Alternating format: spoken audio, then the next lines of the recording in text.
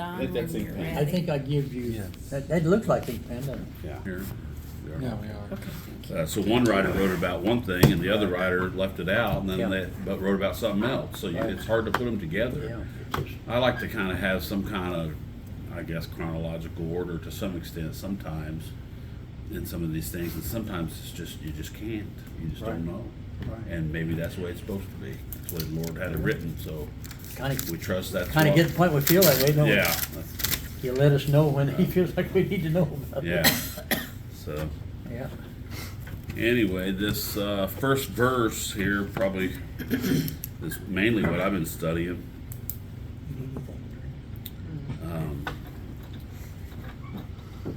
Then Pilate therefore took Jesus and scourged him. And that seems like a pretty simple thing to read.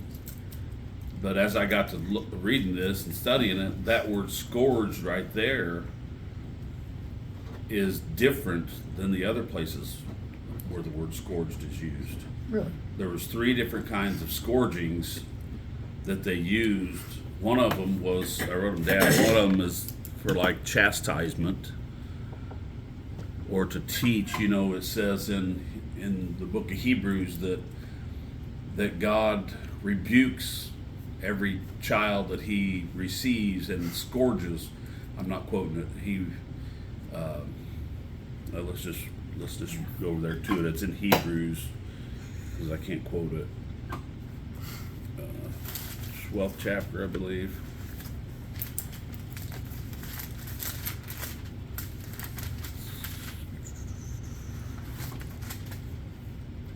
Twelve six. 12:6. Where do you see that at? I know I wrote it Here. down. Oh, it's over there. Okay. So what is it then? It's Hebrews 12:6. 12:6.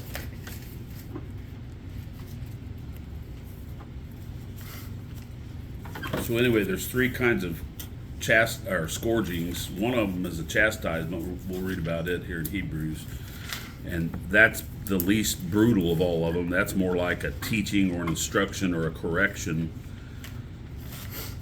The second one that's less brutal but more harsh is it's scourged, but it's a beating for like petty crime and things like that. Like Paul, I think he was beaten with 40 stripes save one 5 times, and that would be that. It would be much harsher than probably the chastisement, but it's not as harsh as the third one. And the third one is basically they almost beat you to death Yeah. before they crucify you. Yeah. And so that's the harshest one. But anyway, this one here, we'll get to that. But this one here is in the 6th verse. It says, "For whom the Lord loveth, he chasteneth, and scourgeth every son whom he receiveth." Now that scourging there is like a chastening type correction scourge. You know, you're being chastised, and at the same time, you know, you're being whipped with a belt or something like that. I was you gonna know, say, like- that's kinda like your parents. Right, kind of like your parents correcting you or whipping you. And that's certainly not fun, but it's nothing near like what these other 2 were like. So,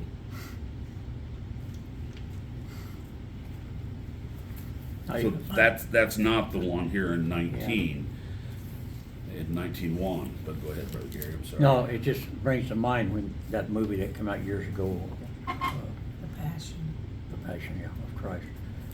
When you watch that when they were doing that, whipping him and whipping him and whipping him and whipping him and whipping, as we were sitting there watching it, I found myself just saying, "Stop! Just please stop! Just stop!" And he was they just kept on doing it and doing it and doing it. Yeah. And at the end of that, I just pictured that scene. I've pictured that so many times in my mind. It's just the skin all ripped off of him and the meat Yeah. gone and bleeding. Yeah. And it just wouldn't stop. And that really bothered me for a long time. It still does. To think that. Yeah. That's So I think it was a lot more brutal than Yeah. what we realize Right. today. 'Cause Right. that we don't practice that right. today. Yeah. But- So the one in 19:1 is the first one. So the one in 19:1, it's not that one. It's not the one we just read about. It's not a chastisement like Oh, that. it's not. The Okay. one in 19:1 is the second one, and it's less brutal, but it's a scourging for like examination. Like Paul was, Paul was and Jesus was. They were both beaten, but it was for like an examination, like they would beat someone to see whether they were telling the truth or not. And that was pretty harsh. This one was pretty harsh. That's the one that was 39 stripes save one. And I think that's what he got here. Because I think Pilate is trying to let Jesus go, Right. right? Because you go back to the 38th verse, Pilate saith, we're back in 18:38 of John. Yeah. Pilate saith, and what is truth? And when he had said this, he went out again, and the Jews saith, and unto them went out again unto the Jews, and saith unto them, I find no fault in him at all. So he's trying to let Jesus go, is what he's Yeah. doing. Yeah. He's trying to let Jesus go. I find no fault in him at all. Yeah. So I think he scourged him with that scourging to appease the Jews. But I'll scourge him and let him go. We'll whip him and let him go. But we're not. I don't know. But he wasn't going to do the one that was the worst when they actually crucify just yet. Now this is what I'm getting out of it. 74. It was set on 74. I just put it on there. Oh, I put it on wasn't though. You put it on second. Yeah, that air comes out here really pretty strong. But Yeah, if you right want, here's like the you said, kudos that green on sugar. this. It was so Okay. stuffy when we first came. Now in. Luke Yeah, 22:16. So do you think, like, the way they used to whip the slaves, they gave them whippings? Yeah. That was probably, most of the time, like the second kind you talked Probably. about. Yeah. I'm 'Cause sure they there weren't were trying some to- that were worse. They weren't trying to draw them near to death to where they were just so weak. Because remember when Jesus was carrying his cross, there was this man named Simon, wasn't it, from Cyrene? I think it's in this chapter. And they compelled him to carry the cross for Jesus. I think he was just completely exhausted from that beating and just spent. Yeah. I don't think Well, he they could. lose a lot of blood. in I don't that, think he too. could go on any farther, and so they compelled him to carry it Right. for him. Yeah. In my commentary here, it says, the Roman flagellum consists Yes. of a whip split into several strips, into which sharp bones were embedded so as to cut the flesh. Yes. Mm-hmm. Did they have them chain like things that had that stuff thing on the end of it that had, like Points. I don't know what you call them that stuck out that was real sharp? Didn't they? Those were more, like in war, I Yes, think, for what you're battles. thinking of. Okay, And but I knew they used them in some way. Yeah. Okay. I think they were used to kill. Oh yeah. I, Battle. Yeah, could- You whack with that, you didn't have much chance to. No. They'd crack your skull. Yeah. And where was your other one you looked at? Well, I'm trying to find here. 54:17. It's hard for me to follow. I think it's in Luke.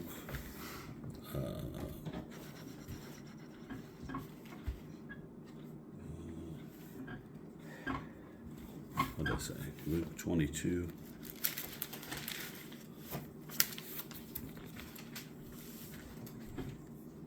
(22:16) Luke. No, that's not it. 23:16. Must be 23:16. Yeah, 23:16.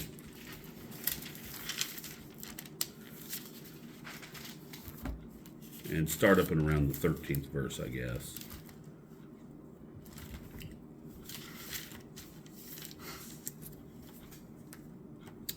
And Pilate, when he had called together the chief priests and the rulers and the people, said unto them, Ye have brought this man unto me as one that perverteth the people And behold, I have examined him before you, and have found no fault in this man touching those things wherever you accuse him. No, nor Herod, because remember he sent him to Herod as well. Right, no, not yet.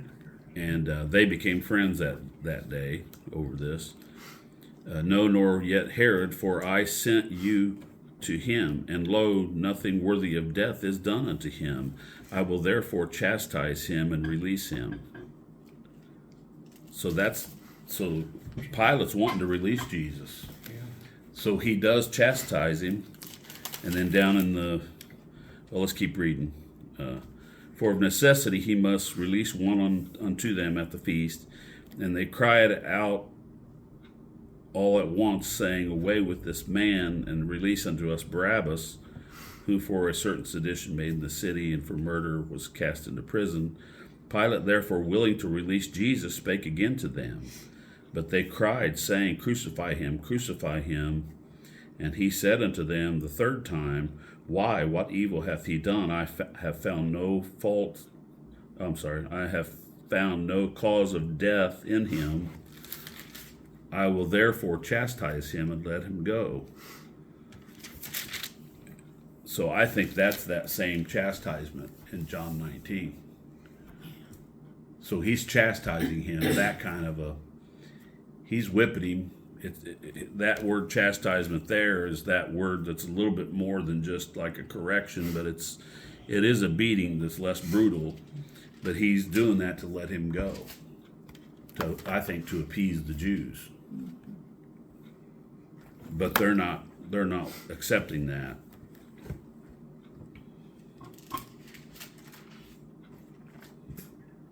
It kind of seems to me like that, this is just the way I'm seeing it.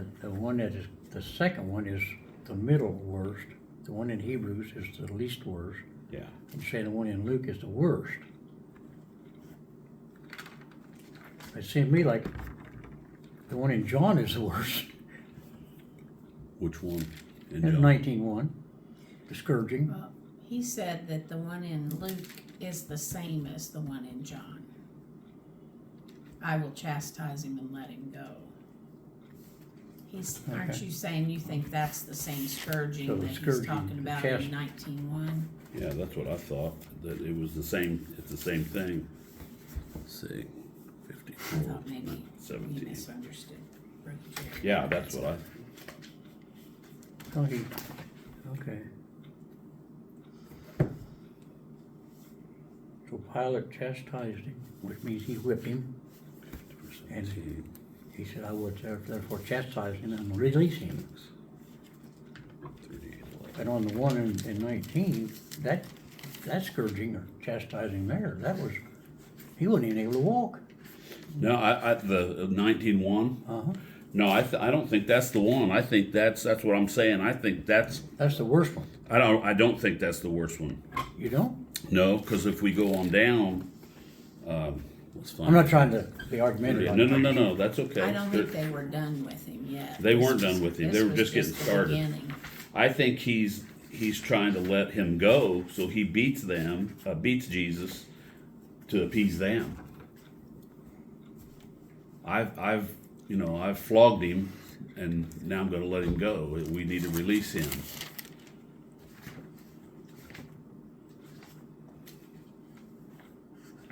$38.11. Just a second, guys. Sorry. All right.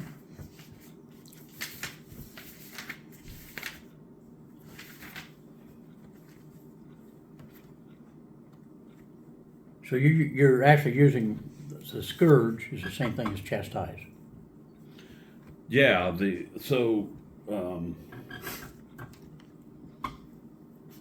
That word scourge has a different meaning than other word scourges in the Bible. Yes, and then one place it's there.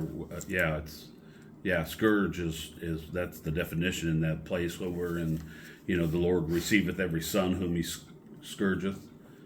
That's like a chastisement type of scourge. It's a little bit less, brutal than he's actually doing that for correction. Yeah. Pilate's not doing this for correction. He's doing this this is the second most brutal one. I think, in 19:1, where he's actually doing this really to appease the Jews. I've examined him and scourged him, and now we need to let him go. He's trying to let Pilate go at this point. Pilate's trying to Pilate's let trying to Jesus let I mean, go. Pilate's trying to let Yeah. Jesus go at this point. And, So- and this word scourge in the Greek is different than the one in Hebrews, and it's different than other ones Right. where he almost gets beaten to death. Right. Okay. There's really only two places that word's used where he's almost beaten to death, There. right before he's crucified. They're actually And that's the one that they different did ones. but right before capital punishment. They almost beat him to death to weaken him before they actually crucified him. So there are three different words. They just all got translated into As the same scourged, word. right, either scourged or chastised. So this book here breaks that down where it shows every place that particular Greek word was used, and it shows it in kind of in italics how it was translated, like chastised, learned, chastened, instructed or instructing, teaching. So it's translated different ways, but that's the Greek word. So let's go ahead and read Go on ahead, go because ahead. we stopped there. It's so second verse 19:2. And the soldiers plaited a crown of thorns and put it on his head, and they put on him a purple robe and said, "Hail, King of the Jews!" And they smote him with their hands. Pilate therefore went forth again and saith unto them, "Behold, I bring him unto you." Hi there. Hello. Hi. I guess you know me. I'm trying to see who you are. I'm Ronald Johnson's grandson.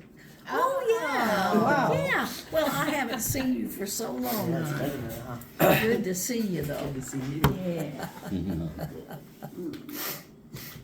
I think I might have seen Ron today, but I'm not real sure. Oh, it's possible.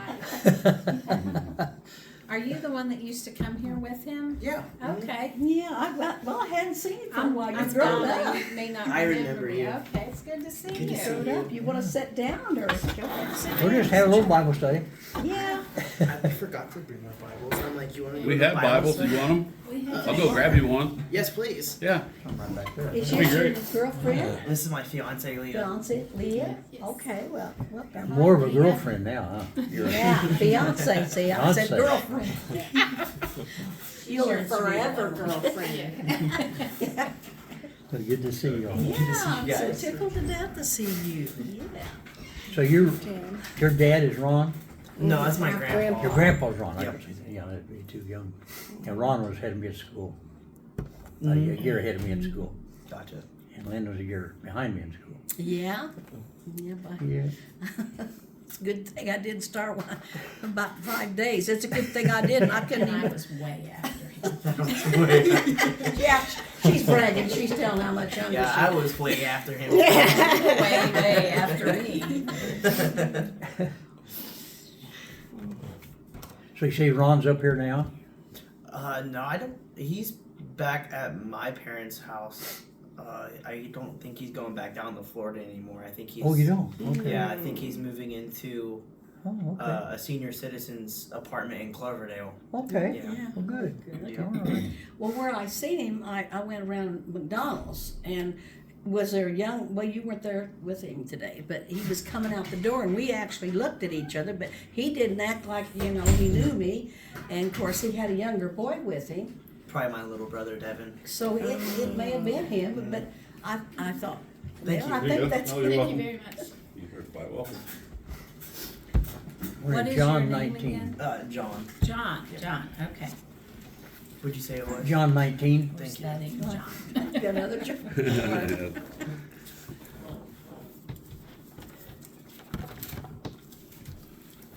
Where'd we stop at, guys?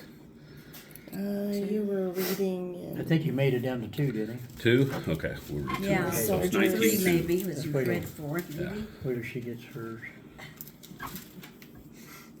Yeah, we'll wait on that. Yeah, it's Matthew, Mark, Luke, and John, by the way. I still remember that the same way. Matthew, Mark, Luke. Yeah. That's the easiest way to do it.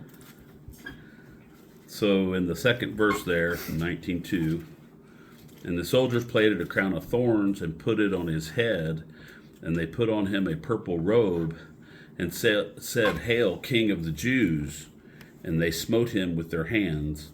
Pilate therefore went forth again, and saith unto them, Behold, I bring him forth to you, that ye may know that I find no fault in him.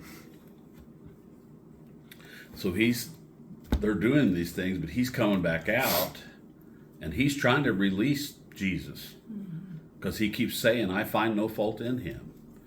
And so he comes back out, and in the 5th verse, he says, Then came forth Jesus wearing the crown of thorns and the purple robe, and Pilate saith unto him, Behold the man.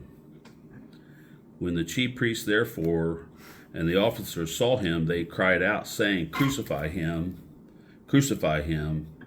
Pilate saith unto them, Take ye him and crucify him, for I find no fault in him. And that's the 3rd time he said that. I find no fault in him. The Jews answered, We have a law, and by our law he ought to die, because he made himself the Son of God. When Pilate therefore heard that saying, he was the more afraid. And I thought that was kind of interesting. He was the more afraid. He was already afraid. Yeah. He knew something was different Right. about Jesus. He was afraid already. Yeah. And was it his wife that had a dream that said, Don't have nothing to do with that just man, that I've suffered many things in a dream this night because of him. So he was already fearful about this situation, But why does that make him more afraid? because they said he made himself the Son of God. I think he's kind of, So he's like thinking that could be true, yeah, and so now he's afraid of being involved. yeah. That's what I think. The Jews are actually looking at this as blasphemy. Right. Is what they're accusing him of. Right. Blasphemy. He's Because saying he he's made himself the Son of and God. they didn't So, believe he so in was. the Jews' mind, and according to their law, Right. there's no one beside God, you know. Right. And there isn't, because Jesus is Yeah. God in the triune. Right. And that was actually the charge, I believe, that they crucified him for, wasn't it? Uh-huh. For Yeah. Blasphemy, yeah. Yeah. Yeah. Because he said he was the Son of God. That's right.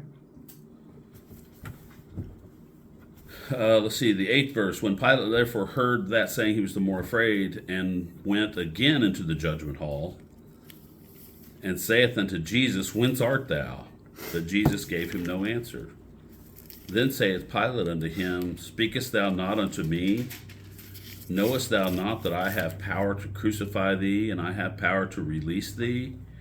And Jesus answered, Thou could have no power at all against me, except it were given thee from above. Therefore he that delivered me unto thee hath the greater sin. I've always had kind of a hard time understanding that. Does anybody have any thoughts about that? Is he saying the authority and power that Pilate has was from God, right? Is that what he's saying? I believe so. You Yeah, could have that's what no it power sounds or like. authority against me at all, except Because that he what couldn't- was given to Right. You you. couldn't kill him if God didn't want him to. Right. Yeah. And then I think he's Right. saying that basically Pilate's not accountable for it. He won't be held accountable. To It's the blame. ones that delivered him to him that will be Okay. held accountable by God. Right. That's how it sounds. Yeah, but I think that's what he means. And from henceforth, Pilate sought to release him. So he's torn. He wants to let Jesus go, Right. but this mob is angry and they don't want that to happen. So, but he's kind of to me, Pilate's kind of He's probably really afraid by now. yeah, but to me, for a guy that's the ruler, I mean, these Jews are in captivity and he's ruler over them. He's kind of a wimpy ruler, True.